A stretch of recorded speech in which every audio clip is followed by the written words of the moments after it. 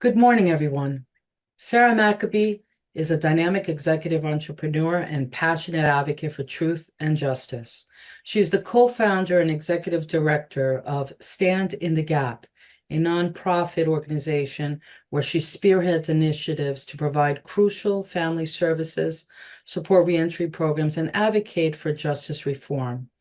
This work has been motivated by her very personal connection as the spouse of a January 6th defendant.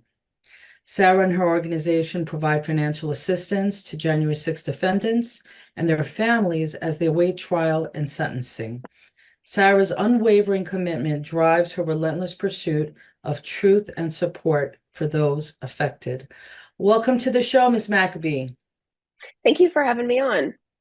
Your family has certainly gone through a very horrific ordeal. Your husband, Ronald McAbee, is a former sheriff's deputy in Tennessee and was incarcerated for 26 months before being given a trial for his role at the Capitol on January 6, 2001. Tell us in your own words what happened. Yeah, so on January 6th, my husband was off work that day. Actually, it goes a little even further back. He was in a car accident 9 days prior to January 6th. And so he was actually on medical leave and his shoulder was broken, but he really wanted to go hear President Trump speak. He wasn't sure if he was ever going to hear him speak again, due to the election results. And so he went to air his grievances about the election and went to hear President Trump speak. And that day, they made their way down to the Capitol as more speeches were supposed to happen. And he made his way up to the Lower West Terrace Tunnel where waves of violence had happened. And just right before he steps front of the camera of the Lower West Terrace Tunnel, there's an officer that is drugged out in the crowd. And so, him being an off duty law enforcement officer, he steps in. There's another officer lying on the ground, and he went to pick up that officer. And every time he goes to pick up that officer, they charge him with assault. And he also, as he was picking up this officer, off to his left hand side, he sees Metropolitan Police Officer Lila Morris beating Rosanne Boyland as she lie on the ground, unconscious and unarmed. And he's yelling at them to stop killing that girl. Him and the officer slide down the stairs together, and he's over top of the officer for about 20 seconds, and he's yelling at the crowd, no, quit, stop. The officer says, get off of me. And he said, I'm one of you, I'm helping you. The officer says, I know, help me up. So he rolls him over to his side. They walk back up the stairs together. My husband then goes off to the left to find Rosanne Boyland, looks in a bag for medical supplies. The Good Samaritans decide to pick her body up and take her back to the line of duty of officers to try and get medical attention. And as they're standing there, he starts to give her chest compressions, and then he's taken off of me.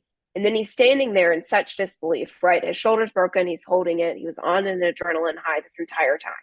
And he's in such belief of what he just witnessed.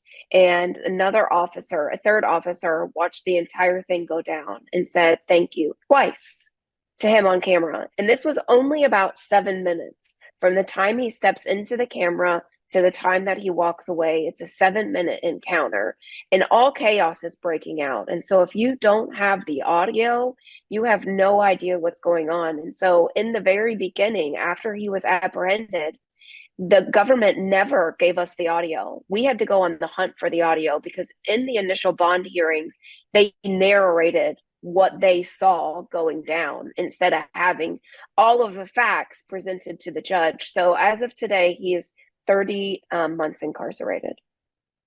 Dear God, that is a horrific injustice. Whatever happened to due process as American citizens in this country? Well, folks, as hard as it is to believe this story, we're going to see the video footage that includes the audio. It's a 6-minute video. Please review it right now and judge for yourselves what happened. I've seen it, and it is exactly the way Ms. McAbee has stated. And to be such a good soul and to do your duty, not only as an off-duty officer, but as an American citizen to try to save lives and defend those in service, and then to be treated this way is absolutely horrific. Please, let's go to the video right now.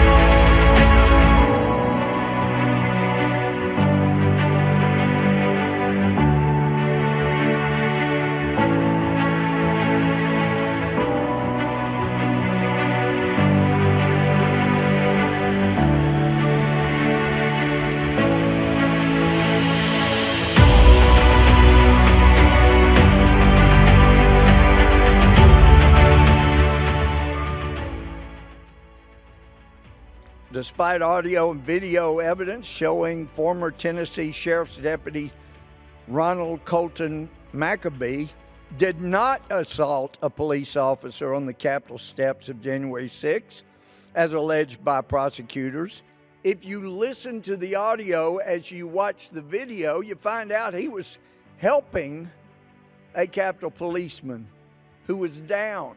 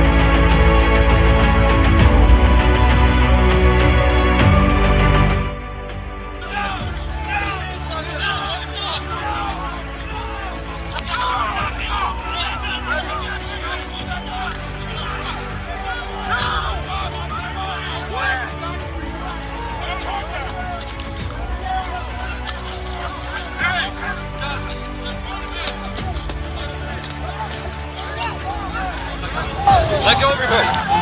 I know, help you. Let go of your hood. I know, help you.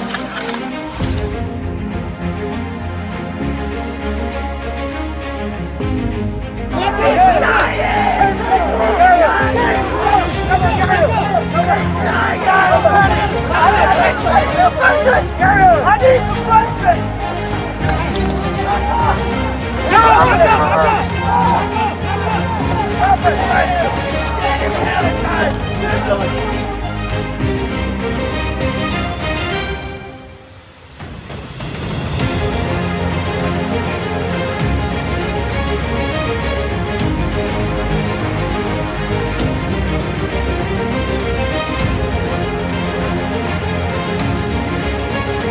Thank you! Fuck you, asshole! Fuck you! Fuck you! Thank you!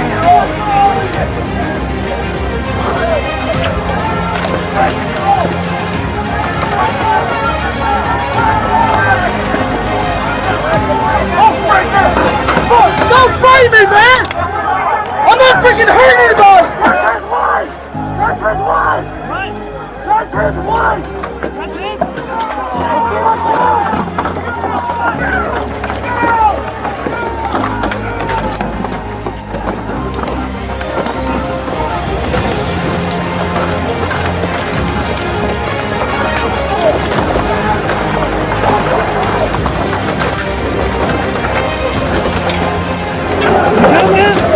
I got you, right?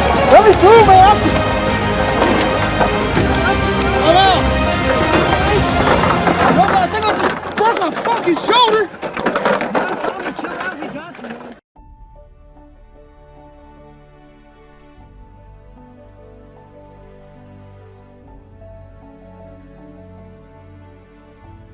And yet this judge has the audacity to say we're not listening to the audio so he could hear that evidence.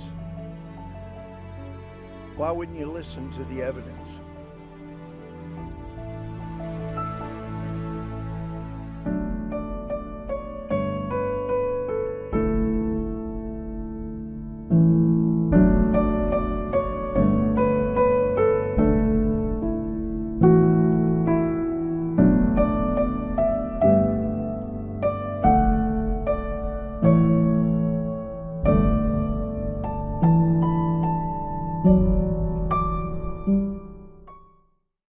So there you have it, folks. I mean, it's just absolutely horrific. The proof is all there.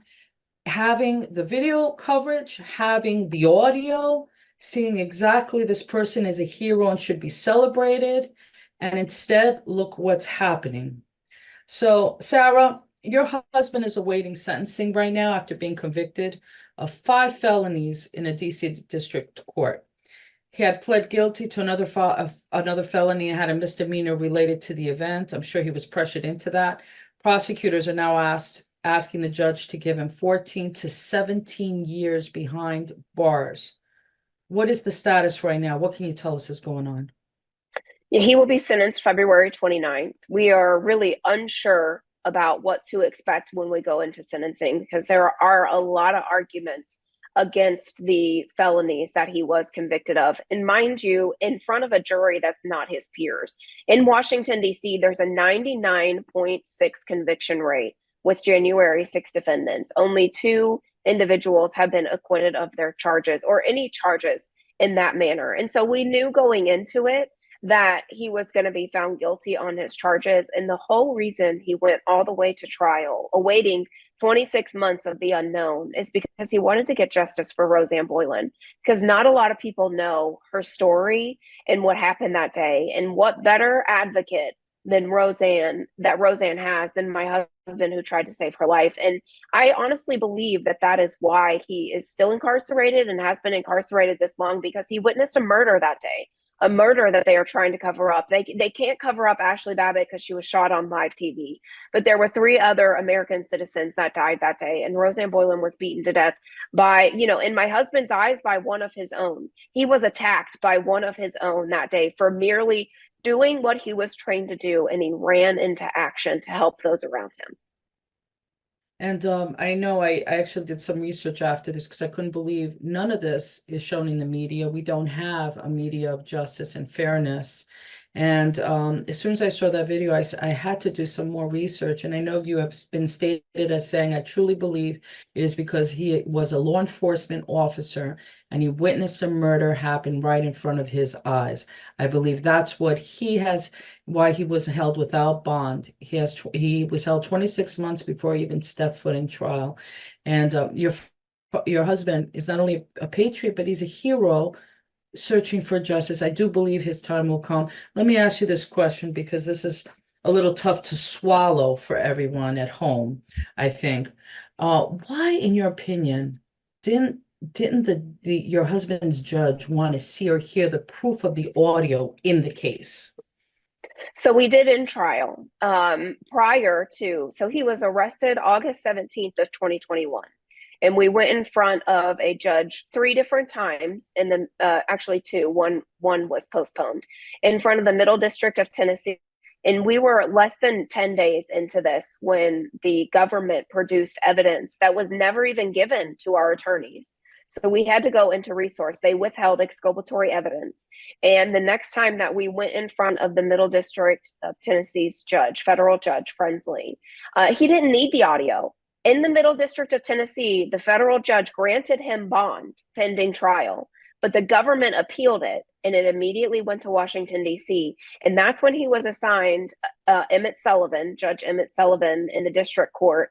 And within 5 minutes, he called him a terrorist on record and said that he didn't need to see the audio because he knew that he needed to be held, that he was a dangerous man. Yet this man was followed by the FBI for almost 90 days before they apprehended him. Never had a strike on his record, was law enforcement officer for 7 years, had the community behind him, and that didn't seem to matter in the eyes of the government. And I do believe that, I had to go on the hunt for the audio and find the audio to prove and pull his voice out.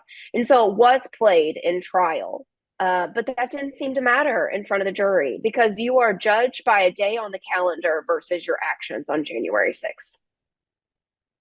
That is absolutely insane. And I guess, if there is a silver lining, it is that you have this foundation that's helping other families, other victims of J6. Tell us a little bit more about that. Yeah, so out of this atrocity, the unfortunate atrocity, it's not about my husband, it's not about me or our family. It's much bigger than that because there's almost 1,300 Americans affected by January 6th, and over 220 are incarcerated across America. And so what we have done is started a 501c3 nonprofit foundation dedicated to assisting January 6th defendants and their families. It's called Stand in the Gap. And you can learn more at standinthegap.foundation about the services we offer and what we do. But, this started with January 6th because a lot of us were ignorant to how broken this justice system is. And so it started with January 6th, but it's certainly not going to end with January 6th because we have to make sure that this is never going to happen again in our country. How the Department of Justice is able to get away with what they've got away with, the FBI not having attorneys to represent these individuals, that they're held without their due process and speedy trial. It doesn't matter what you are convicted of. It doesn't even matter what you're charged with. You are an American and you have American rights. You have constitutional rights. You have human rights, and they've absolutely been trampled on for the last 3 years. And so we have to be the voice for these individuals because not enough of them know their story. What do you think will happen on February 29th in that court case with your husband? I am not entirely sure, to be honest with you, because after Emmett Sullivan had called him a terrorist on record, we were assigned a new judge. And this judge is Rudolph Contreras in the District of Columbia. And I have watched him sentence other individuals, and I have seen what he has said. And I will give credit where credit is due. And I will say that January 6th as a whole is not fair. None of these individuals should have even served 1 day of jail time. However, Rudolph Contreras has been one of the most fair January 6th judges. And I do believe that, we did go in front of a jury. And so he had nothing to do with how the jury convicted my husband. However, he has everything to do with sentencing. So he can go in and say, time served, this man's going home. He could go in and say, I agree with the government, give this man 17 years. And so there is no certain answer of what is going to happen. Let me ask you something, Sarah. Can we, the people who are the viewers right now listening to you speak about this story, this horrendous story, can we do anything to lend our support? What can we do as Americans to support your hero husband? Absolutely. Thank you for asking that. Honestly, the biggest thing people can do is support our foundation and what we do, because it costs a lot of money for attorneys. It costs a lot of money to fly these families to go visit their loved ones across America. And it costs a lot of money to get our voices heard when we live in such a cancer culture society. So that's one of the biggest things. Thoughts and prayers, they go a long way. I believe in the power of prayer. I know that God has walked this road with us, and he has a much bigger plan than any of us could ever fathom. And the least thing that people can do is they can write to these individuals. So you can go to patriotmailproject.com and you can find these Yes, patriotmailproject.com. And they track the individuals, the January 6 defendants, not only if they're home and they're done serving their time, but if they are incarcerated. And I had to go pick up my husband's property when he was moved at one point, and I picked up 4 boxes, 4 boxes of cards of people that have encouraged him from all over the world, not even the nation, from all over the world. And he told me, he said, Sarah, when there were times when we were on solitary confinement 24 hours a day, those would be the only things that would get us through, is that the American people were thinking about us. They were praying for us. They told us about their family. They told us about their job. They let us live life through their eyes. And I think that that is a beautiful thing, and it costs people nothing. One stamp to get it to these individuals. This is just incredible. And just to reiterate, folks, go to standinthegap.foundation and donate if you can. Even if you have just a couple of dollars, we have true patriots, true brothers and sisters who were there on January 6th, dare I say, to just promote truth and support a president who, in all accounts, we know what happened. You know, the election was precarious, to say the least. And a lot of us knew that we needed to support that day and support our president, and there is no crime against that. Also, please go to patriotmailproject.com. Lend your support to the J6 victims who are not receiving due process, who have not, in many cases, received a fair trial. Write your letter to them, show them your love, provide the hope. And Sarah, thank you for sharing your story and for fighting, not just for your family, but for all those who love their country and are being unjustly prosecuted. I want to leave you with this prayer. May God grant you and all the J6 victims the courage to speak truth and to share your word in the face of opposition and adversity. May the Holy Spirit guide you all, illuminating the path before you and leading you towards righteousness and justice, and give you the strength to persevere and to stand firm in your faith, knowing that you shall overcome. I hope to see you again after February 29th. And just know you have a platform here. We want to be updated with all the news. And I really hope that and I pray after February 29th that we'll have you on here with your husband. Yes, absolutely. Thank you for having me on. Thank you to your viewers for all the support that they give us in the prayers. I'm telling you, I can get out of bed in the morning because of the prayers of the American people. God bless you and your beautiful family and all the work that you are doing for all these great people. Thank you again. Thank you.